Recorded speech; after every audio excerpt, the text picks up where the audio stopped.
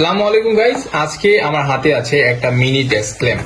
আর এটা কিন্তু অন্য 10টা ল্যাম্প থেকে একদমই আলাদা। তো বেশি দেরি না করে চলেন আনবক্সিং করা যাক।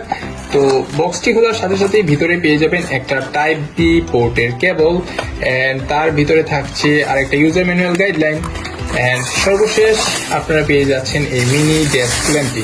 এটা কিন্তু অনেক কিউট দেখতে গাইস। যাই হোক, এর পিছনে রয়েছে একটা সুইচ, যেটাতে টোটাল 3টা মোড রয়েছে।